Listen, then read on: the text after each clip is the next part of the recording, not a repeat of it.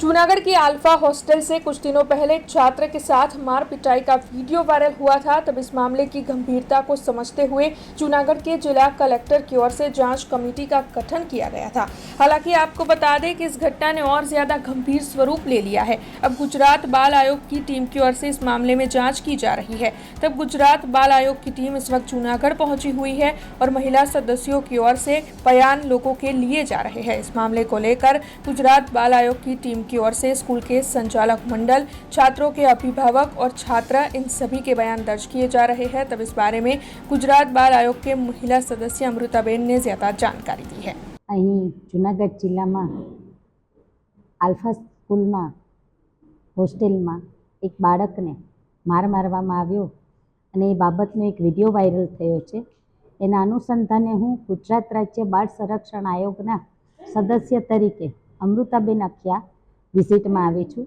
વિઝિટના સંદર્ભમાં મેં જૂનાગઢ જિલ્લાના કલેક્ટરશ્રી તેમજ એસપી સાહેબની સાથે આ બાબતે વિસ્તૃત ચર્ચા કરી અહેવાલ રિપોર્ટ મેળવ્યો છે અને કલેક્ટર સાહેબના સ્થાનેથી આ મુદ્દા ઉપર એક કમિટીની રચના કરવામાં આવી છે।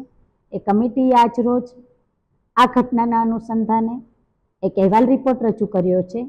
એ અહેવાલ રિપોર્ટ મને આજ રોજ સોંપ્યો છે સાહેબે અને સાહેબની અને પોલીસની જે તપાસ ચાલુ છે એ તપાસમાં કમિટીના રિપોર્ટ મુજબ આગળની કાનૂની કાર્યવાહી થશે।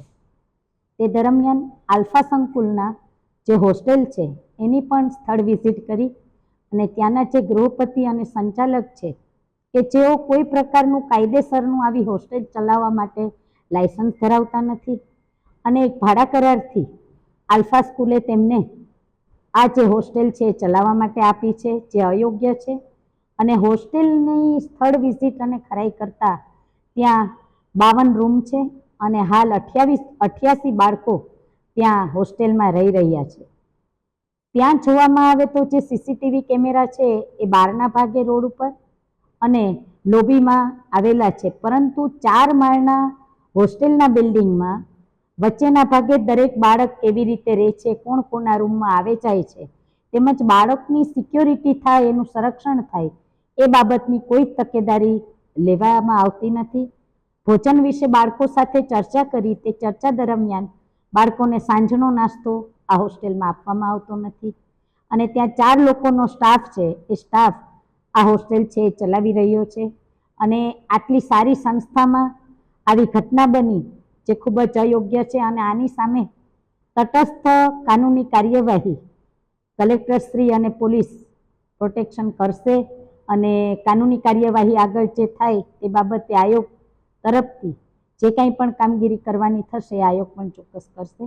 हमसे जुड़े रहने के लिए हमारे YouTube चैनल को सब्सक्राइब करें और नई वीडियो की नोटिफिकेशन के लिए बेल आइकॉन को दबाएं।